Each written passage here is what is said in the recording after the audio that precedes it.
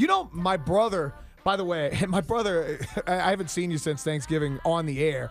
My brother was like, Randy had the best greens I've ever had. He was like, I didn't want to feel like a pig. He's like, I had like 3 plates full. Well, those are Mama's greens though. Mm-hmm. And no, she put her foot in it too. They were so good. But yeah, your brother, he's real cool, man. I had a good time getting to know him, and he was drinking the rum that neighbor Bob brought over that nobody would drink, but he found out how to drink it. You got to swish it around first. Okay. And then he figured it out, and he put a dent in it. I didn't know my brother was as much of a drinker as he is.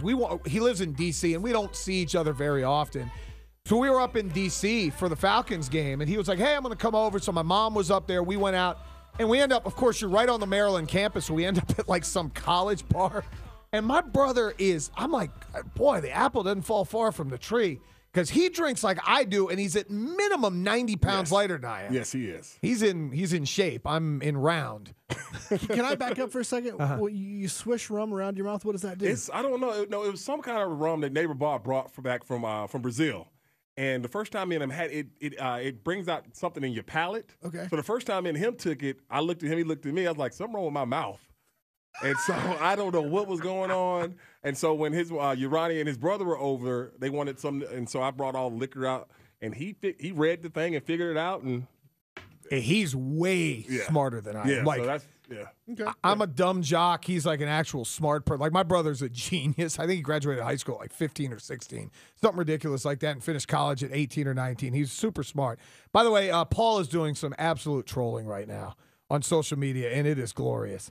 Knox Bardeen joins the show next for his Barbershop Bickerfest with John Michaels, Randy Mack, a.k.a. Honey Bunny, and he's got a picture of Honey Bunny loves her teddy bear.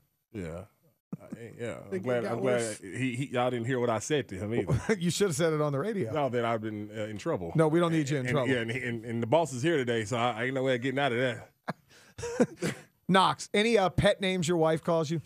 I'm not about to answer that question. I've learned my lesson on this show. Come on, Chainsaw, spit it out. Yeah, come on. Not a chance. You never know when they're listening. Like Mike Bell say, listening, judging. Yep, You watching. never know. Oh, they're Watching. I'm glad mine's at work now, and she doesn't have a lot of opportunity to listen like she did at her other spot. Yeah. So I can get away with saying anything until her friends tell on me. My wife always yells at me, why do you let them make you into the stooge? Did you tell her nobody makes you into this? I was going to say, you do it on your own.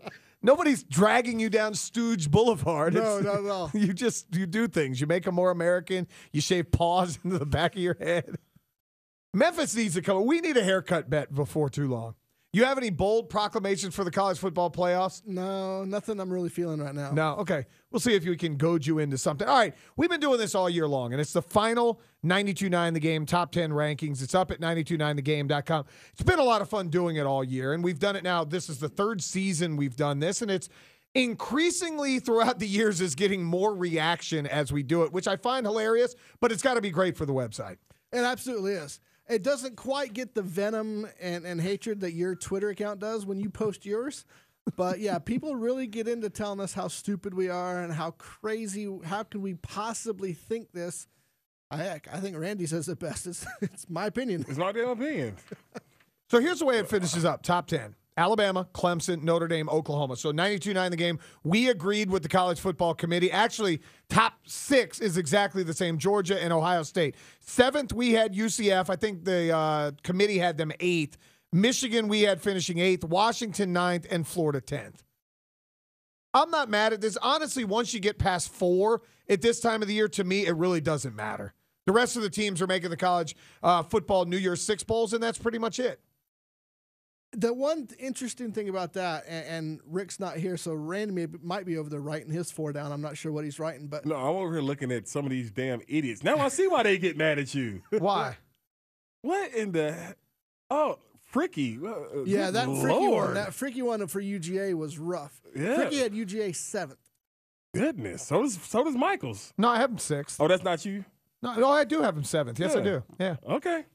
But like I said, it's your list, John. So I'm not going to get upset.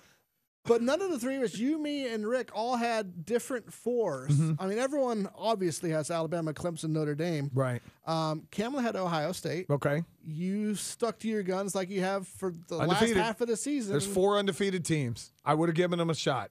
They'll get it against LSU in a meaningless bowl game. Right. And I put Georgia at number 4. I still truly believe that Georgia's the 4th best. Now, I want to ask you, Knox. We've had this discussion, Randy and I, Rick and I, a lot of people on social media.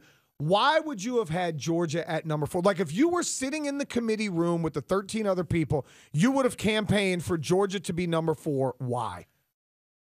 I would start screaming the eye test is the biggest thing. I look at Georgia versus Ohio State versus Oklahoma, and I think if we put them on a neutral site, Georgia wins 7 out of 10 against both of those teams. I think Georgia is a better football team than both of those guys, and that's all that matters to me is finding the 4 best teams in the country. Randy, here's the issue I have with that line of thinking. And there's a lot of people that had that line of thinking, and I think that's part of why Georgia finished number 5.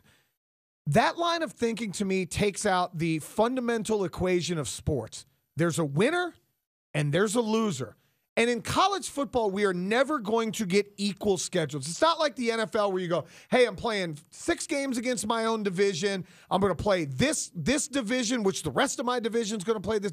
There's no way with 130 teams for there to be an equal measure. At some point, wins and losses have to matter. And with Georgia, it simply came down to me. Had you beaten LSU, you're in the college football playoffs. But the committee has told us for the time that the committee's been around, a 2-loss team has not gotten in, and unless it's an unbelievable circumstance. Had Auburn won the SEC last year, they would have been in. Right. Unless it's that circumstance, that second loss eliminates you. I'm with Knox on the eye test thing. I think Georgia could easily be the second best team. I mean, the way they played Saturday, they didn't finish, but the way they played, they whipped up on. I mean, they got after Alabama right there, and we've never seen anybody do that other than Clemson get after them like that.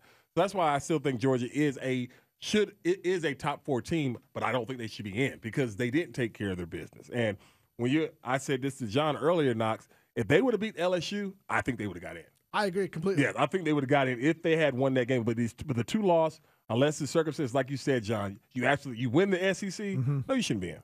But at some point, everyone in the room, whether it be those 13 folks down in Texas, the 3 of us here, all of our listeners right now, at some point we have to say, I know what we just saw, but the knowledge that I have tells me that that's not always the truth. Can we step away from these teams right here for a second and look at Florida, LSU? I know that Florida beat LSU this year. But there's not a way in hell that I truly believe that Florida's a better football team than LSU. I think they're very even. And I think Florida, on the game that they played, they proved that they were better that day. Yeah. But that's that day. But for the whole season, LSU had a much better season, much better resume. But that's where it comes down to speculation versus actual results. Yes. And that's where, to me, and unfortunately, we're teaching our kids that, the wins or losses don't matter. Yes, they do. There's a winner and there's a loser, and you need to learn how to lose sometimes. Unfortunately for Georgia, and this I've seen this from a lot of fans, what's unfair that we have to play in an SEC title game. There's a point to that. Alabama made the playoffs last year because they didn't have to play the extra game. Notre Dame makes it because they're undefeated, first and foremost, and they didn't have to take that shot. And for this year, Clemson played a tomato can, and Oklahoma played the second best team in their conference. They played Texas. Texas was a 3-loss team, and Georgia will find out how good or bad Texas is. But you can't take the 1 year and say, we can't use this. They shouldn't have to play this game. My thing is, if you don't play, I would take all the championship games away, and I would go to an 8 team, and this would have been quarterfinal weekend. Well, first off, realistically, you're never going to get rid of conference championships because they're too valuable to the conference. But no, I like what you said. What if we just have the final vote before the conference championships and put your 8 together that way? There, I don't have a problem with what you're saying.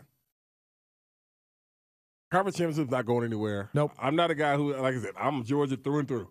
And I damn sure do think they're one of the best 4 teams in all of college football, without a doubt in my mind. But they didn't take care of their business. And you should not be rewarded for not taking care of your business. Here's the other thing I've seen on social media a lot, and I want to address, and this is our platform to do so. It's the Barbershop Bickerfest. Knox is in, Honey Bunny's in, all this good stuff. I've seen many people go, well, we just know Alabama's going to mop the floor with Oklahoma. Why are we even playing this game? Notre Dame's going to get blown out. Why are we playing this game? Well, if that's the case, let's go back to 2. Go back to the BCS. Because everybody thinks Alabama and Clemson are the 2 best football teams or 2 of the 3 best football teams in the country. Go back to the BCS and just let them play. You got to let these games play out on a Saturday. Oklahoma's going to present challenges for Alabama. They're going to lose, but I think they're going to challenge them. I think Notre Dame is a hell of a lot better than anybody's giving them credit for. Probably going to lose the game, but they're going to play ball with Clemson. Oh, I have no doubt. I've been saying the same thing. They got running. They got a runner. Ian Book can play. They got big physical receivers. Defensive line can get out. Not as good as Clemson's, but they can play. But I think Clemson's 17-point favorite, at least. I think they're 13 is what the number is. But yeah. Notre Dame, my man John Chucker's favorite line, they ain't seen nothing like that with them boys in the orange. They ain't seen nothing like that all season long. And they had a couple games to prepare for, one at the beginning, one toward the end, but they still. And that brings another fact. You talked about how Notre Dame got to sit at home and do nothing. When's the NCAA going to say, you need to get your butts into the ACC? Because Never. That would have been a heck of an ACC championship game, Notre Dame. Well, the Clemson problem last is weekend. the NCAA themselves does not run the college football playoff. This is an outside entity runs. There is no true NCAA champion when it comes to college football. It's the national champion, but the NCAA is not putting their foot down with this. Notre Dame, as long as they can skate by doing exactly what they're doing, will never leave. Why change? Now, why am I going to join a conference? No, they're going to have to be forced. But it's never going to happen. Ain't nobody forced Notre Dame to do nothing. If they haven't forced them yet, expansion is only going to make it easier for them to get into the playoffs. But here's the difference. They had to go undefeated. They did. If Notre Dame had lost to USC, they're out. Had Notre Dame lost to Pitt, they're out. Had they lost to Michigan in the first game of the year, they would have been out. And that would have been where, hey, maybe we lose that stroke of the conference championship game. I just like the idea of fair standing. And you're right. At college football, we're never going to get fair standing. Schedules are made too far in advance. Conferences are different.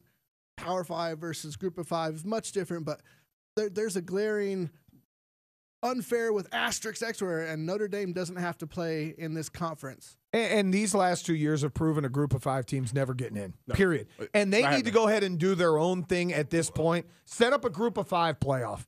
Last year's team is better than this team for Central Florida.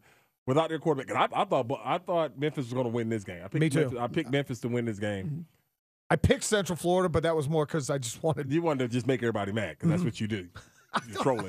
I'm a troll. You're right, Randy. I am a troll. You're just trolling. That's it. But the UCF, now they're going to go play LSU in the Fiesta Bowl. Now, if they beat LSU, then all of a sudden it's going to. LSU didn't want to be there. You and your guy that wears the turtleneck with the punchable face, all of y'all going to be singing the UCF praise. I told you they can be the SEC. Yeah, but all the SEC people are going to be going, LSU didn't want to be there. They didn't want to be there. Now, I'll take this. LSU wants to be there. Auburn didn't want to be in this Peach Bowl. I don't care what you say. Auburn did not want to be in that Peach Bowl against UCF. Or they just weren't good enough to beat UCF. Now, they didn't want to be in there. What happens if LSU wins that game?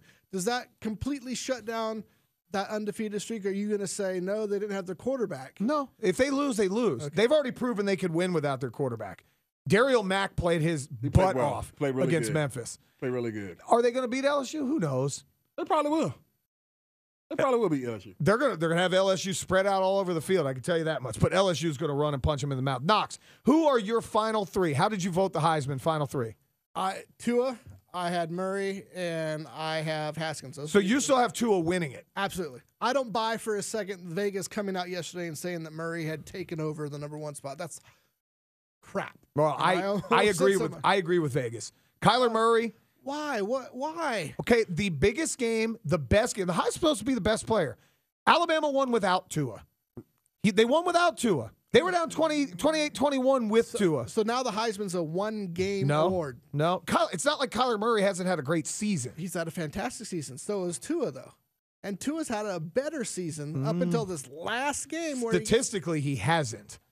Statistically, Kyler Murray's put up astronomical numbers. Against high school defenses. We know that conference doesn't play defense. But last year they had a winner year in that same conference. So is it because now the SEC has a player that's putting up big numbers? Let's see. Louisville, Arkansas State, Ole Miss, Louisiana Lafayette, Arkansas, Missouri, Tennessee, Citadel. That's 8 of the teams that he's played play zero defense. Yeah. LSU plays D, Mississippi State plays D, Auburn, Texas A&M, I don't want to take anything away from Kyler Murray. I had him at number 2 probably earlier than most. However, I think Tua had a better season. May have, and we'll see how it comes. I think the vote got really close because of this weekend. I think Tua was running away with it. Kyler Murray and Dwayne Haskins on championship weekend, and Dwayne Haskins the week before at Michigan, they pulled some of those votes. Yeah. I think. We'll see. Knox, it was so calm. Appreciate it, Noxie. No screaming, no yelling. We're hugging it out here.